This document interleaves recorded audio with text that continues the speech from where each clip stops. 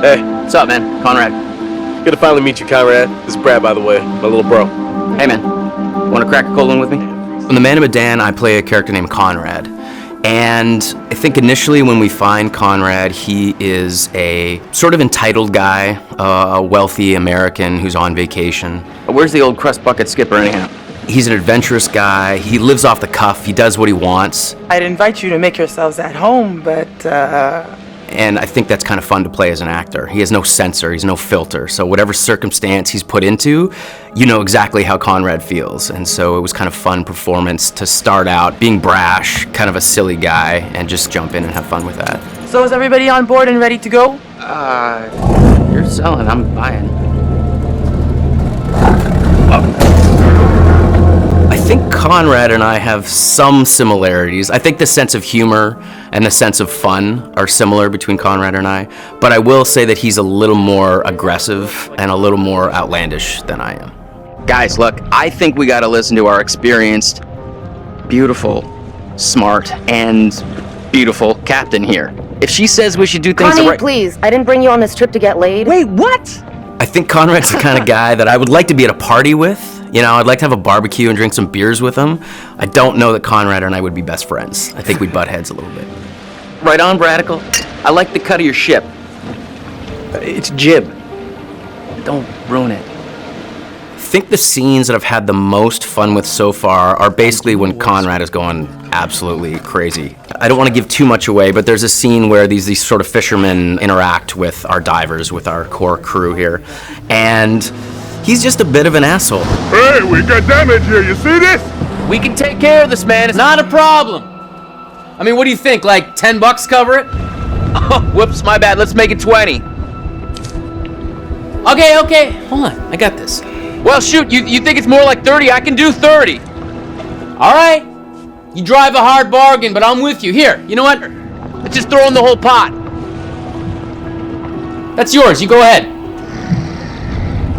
Let's go. No! He's just got an attitude. He's brash. These people are messing with his group, and he just kind of lets loose and talks trash to them. And as a guy who would never do that in real life, it's a lot of fun to just kind of let Conrad flow, say whatever he wants. You are an idiot. They left, didn't they? That doesn't make you any less of an idiot.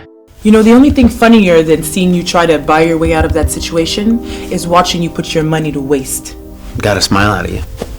Worth every penny. Okay. One of the most interesting and one of the key moments that sticks out for me is Conrad's decision in the first act of the game, either to stay with the group or potentially just take off. Storm's 8 miles away. They came here on a boat. Maybe we can take it. Yeah, it's a speedboat.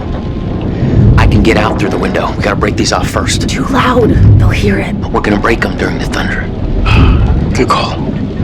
Don't leave us here, okay? And I think, again, this is what's interesting. Depending on how the player sculpts the story, Conrad can become a coward, essentially, and desert his friends and his family, or become a hero and stay. These fuckers need to pay. So that, to me, is very, very interesting.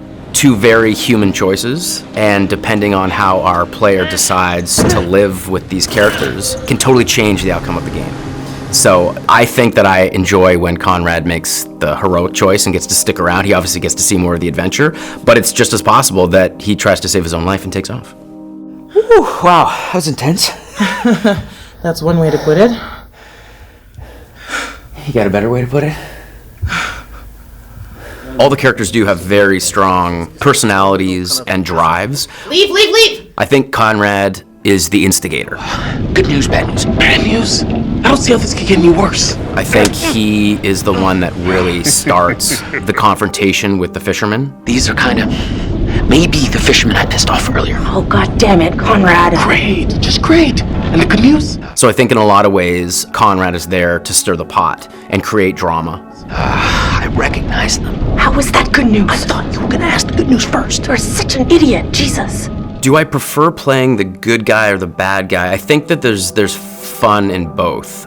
To be honest, I don't get to play the bad guy as much as I get to play the good guy, so I think I relish those moments where I get to play the darker side of things. But I think every good hero has that balance, has that dark side. I think a good guy who only is doing good things is kind of boring.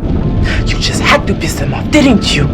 So I think that there's elements of both sides in both characters. And the best villains are the villains that don't think they're doing anything wrong. Their motivation is not like, oh, I'm a mustache twirling bad guy. It's like, no, they're doing what's right for them. It just happens to be against what most people think is the right thing to do. If I can't shoot them as payback, at least I could give them a nice jab with a sharp knife. Because I'd had some experience working with motion capture and games before, this experience was much easier for me coming right in. I didn't feel like I was jumping into the deep end. What I really like is that all the actors are constantly there all the time. There's the ability to work off each other without the pressure of specific lighting and marks. There's a freedom to that I really, really enjoy. It's been really good. It's been very kind of a free experience as far as like motion capture performance. You got a funny way of saying thank you, Conrad. You're a piece of work, Conrad. I'm not all work, I'm a little play, too.